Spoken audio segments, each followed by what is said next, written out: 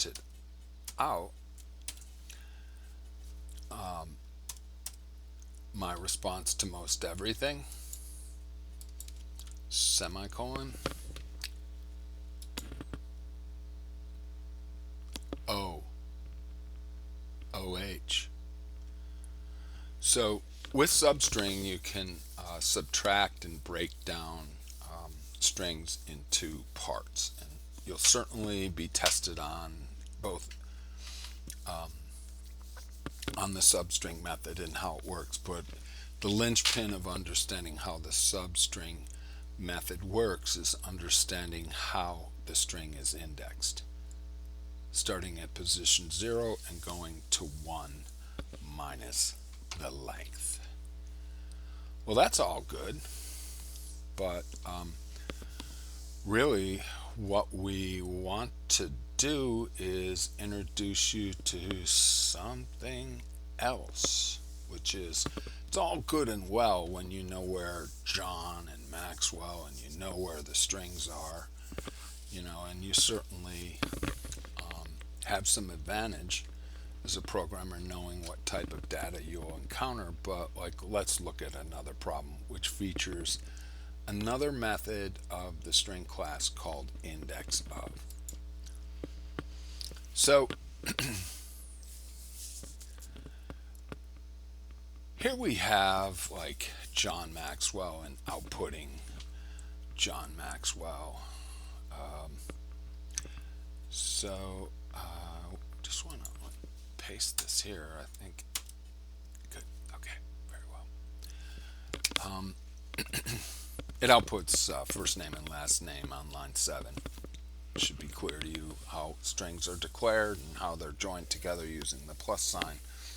So looking at the initials, that would be the first character of first name and last name.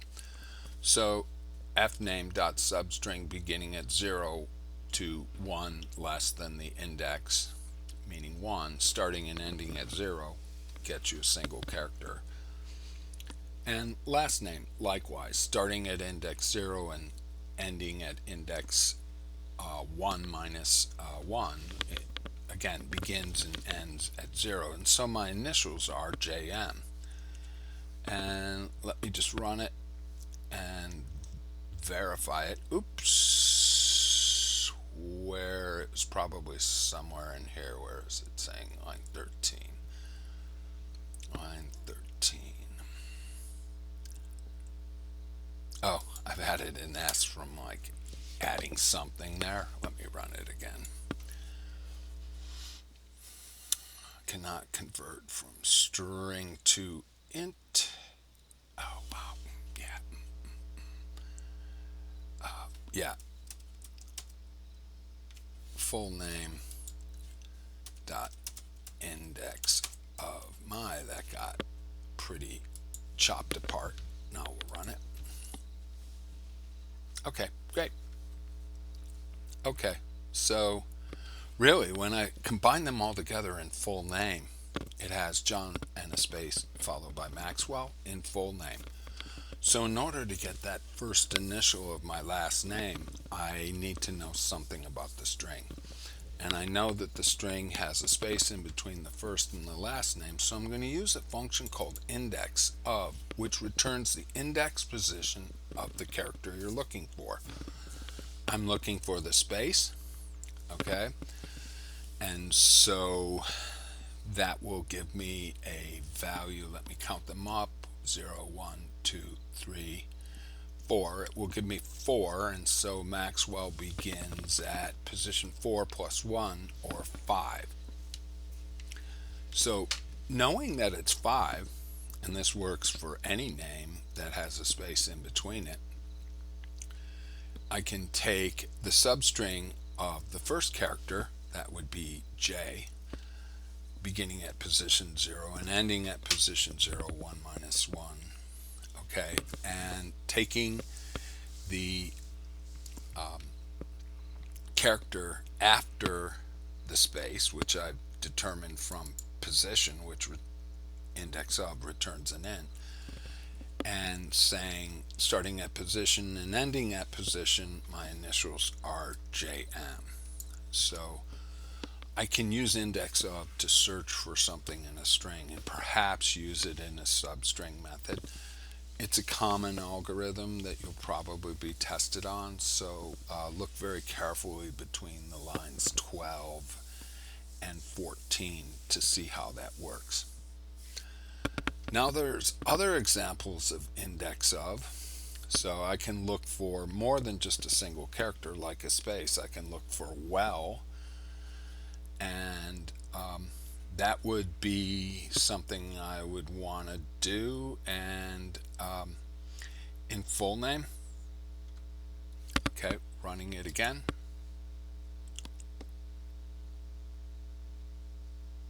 Okay, I'm really not really outputting it. Okay, so let me just grab it. Control C. It's not telling you where well is. Control V. Run it again. And we'll find it's in position 8. The W is in position 8. So lay it out, start at 0, put a number under each of the characters in the name, and you'll find that well begins in position 8. Doesn't say where it ends, but you know, if you know what you're looking for, it's 4 characters. You can add 8 plus 4, and it works pretty well. Now let's look for something that's not found, and another variation of indexOf that you don't have to know for the AP exam, but it sure comes handy in the homework. IndexOf looks for the character 0, but from position 5, and we'll know that the O in John is well before position 5. And so when something's not found by an indexOf method, it returns -1. Very important to know that when something's not found, it returns a -1. So you may use a find and replace in your word processor. When the finding and replacing is all done somewhere in the program, it returns a -1. No more finding, and then therefore no more replacing. So the indexOf works typically in conjunction with the substring and allowing you to locate positions by index in a string, and to be able to, with the substring methods, both one that takes the start and the end index and one that takes just the start index and takes to the end of the string. We covered that in the last example. With the substring method, the indexOf allows you to slice and dice. So the importance of string and slice and dice: when you fill out a form on the internet, it goes to the server regardless of whether it holds a number or any other type of data. It goes to the server as a string, and a lot of web programming is slicing and dicing strings that get sent through forms and storing it and acting upon the information that's sent by the user through a form. So strings make the world go round, basically. There's so much data that that's why string is a fundamental concept in programming. So I have one more topic to cover, and that is comparing strings. And so we ask, you may know that equal equal allows you to compare two numbers. Does 15 equal 15? Does A equal B? But with strings, they return something else. So let's go here. Okay, we'll just run it, and we'll say, even though name and other name contain John, they're false. Okay, equal equal compares memory addresses, and when you declare a variable, you put them in a unique memory address. And so name and other name are in unique memory addresses, and they're not the same. And so equal equal compares memory addresses. So how do we know if a string is equal? Let me uncomment this, and you'll notice name dot equals other name, and that will appropriately compare the contents of each of those variables, name and other name, to see if they're the same. And are they the same? True. Okay. Well, that's only one half of the equation. So, if you want to put things in dictionary order, where the A's come before the B's and so on and so forth, right down to the Z's in alphabetic order, you need something more than an equals method. And data getting sorted, like putting it in a dictionary, like coming up with an alphabetized student list, makes the world go round. And you wouldn't be able to do any of it without a method called compareTo. So I want to point out that this is a multi-line comment. Very handy. It starts with slash asterisk and ends with asterisk slash.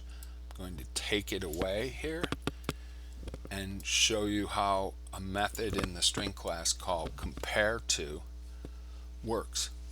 Okay, so there's two ways of declaring equality. You can use equals, and you can also use compareTo. And when you say compare value equal name other value, when they're the same, they'll return a 0. Let me just run it, point that out. Okay, when the variables are the same, they return a 0. So name dot compareTo other name returns a 0. John and John are the same. Now I'm going to change name to Bob, and Bob comes before John in the dictionary. Okay, so you compare values, and now it comes up with a -8. Well, that has to do with a lot of things, -8, but it's always less than 0 when the calling object name, this is the calling object, also known as the implicit parameter. No, we won't talk about that yet. And the actual parameter here, other. Okay, when name comes before other names, such as the case when Bob is coming before John, then the value will be negative. Now I'll change the name to Vanessa, okay, and do the same comparison. Vanessa will come after John in the dictionary, and so it's a positive number. So when the calling object comes after, it's a positive number. So let's run that. Okay. So compareTo is found in many classes. This is the first introduction, but without a compareTo object, you'd never be able to put things in order. If you had a bunch of tasks with a different level of priorities, you wouldn't be able to put priority 1 unless you could compare to, using a compareTo method, the priorities of the two tasks. So you couldn't put them in order. You couldn't order anything without the compareTo method. It's a very handy method. Okay, so when it comes before, in the case of Bob, okay, then it will be less than 0. Ignore kind of the 8, right? The -8. When they're the same, it will be 0. And when Vanessa comes after John, it will be a positive number. And so it's really important to understand this sequence of expected values. Store it in your head, okay? It's going to come up again. Less than 0, greater than 0, or equals 0. And typically you find the determination and putting in order, within if statements. So we'll talk about those in the future. So I've run through the examples, and I want to just show you one other thing. Okay, this is a quick reference guide, and you'll get this when you take the string exam. And these are the things you need to know of the string class. So you need to know the length. You saw it. It returns the length of the object. You need to know the substring. Returns the substring beginning at index from to the index minus 1. So from to. You have another version of substring which takes from a index position until the end of the string. And you have a index of which returns the first occurrence of the search string, or -1 if not found, as well as equals and compareTo. Now, these are the things you have to know for AP Computer Science, okay, in the exam, but you'll know that I mentioned at the start that the string is a class, and the Java API has, and you can just search string Java API, a number of ways to construct a string